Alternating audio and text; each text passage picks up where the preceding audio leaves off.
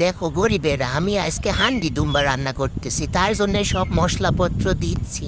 মরিচ পেঁয়াজ দিলাম, রসুন বাটা, আদা বাটা, জিরে বাটা দিলাম। এবার একটু পানি দিলাম। তারপর এখন আমি লবণ দিলাম, মরিচের গুঁড়ো দিলাম, আর একটু দিলাম। এবার হলুদ দিলাম, আর একটু দিলাম হলুদ। বেশি করে দিলে কালারটা সুন্দর আসে, জানো তো। কিপটামো করে একটু তেল দিলাম, আমি আবার খুব কিপটা, তেল দেওয়ার সময় খুব কিপটামো করি। এবার ঝাঁকানাকা করে নেড়ে নেড়ে নেড়ে নেড়ে ভালো করে সবার গায়ে লবণ হলুদ তেল লাগিয়ে নেড়ে নেড়ে, এই তো এবার আমি দুম্বার মাংস দিব। এই দিলাম দিলাম, দেখো গরিবেরা কতগুলো মাংস রান্না করতেছি আমি। এই তো পাতিল ভর্তি হয়ে গেল আমার হান্ডি দুম্বা। এখন আমি আবার নাড়াচাড়া করব।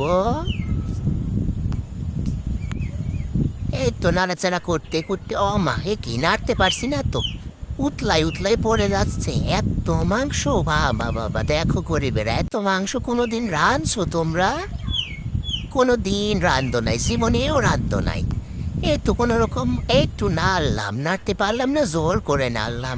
এবার পানি দিয়ে বসাইয়ে দিলাম। এই তো বলক উঠে গেছে সুন্দর, এবার ঢাকনা দিয়ে ঢেকে দিলাম।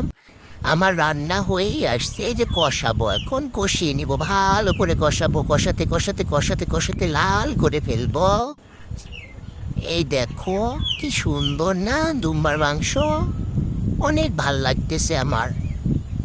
আহ, মনে হয়েছে খুব স্বাদ হবে। এই নেড়ে চেড়ে তারপরে মা, পাতিল দেখি নড়েই যায়, আমার হাড়ি এমন কেন, বারবার নড়েই যায়, ঠিক মতো রান্নাই করতে পারছি না। আমার কষানো দুম্বার মাংস রেডি। এখন আমি পরিবেশন করব। গরম পানি দিয়ে হালকা একটু ঝোল করে নিব, বেশি দিব না, আবার বেশি দিলে স্বাদ কমে যাবে। আবার একটু নেড়ে চেড়ে ভালো করে মিশিয়ে নিব। এই তো এই তো সুন্দর মেশানো হচ্ছে, এই তো। এইবার আমরা চুলাটাকে বন্ধ করে দিব, দিয়ে উপরে একটু জিরে গুঁড়ো ছিটিয়ে দিব। এই যে আমার দুম্বার মাংস রেডি।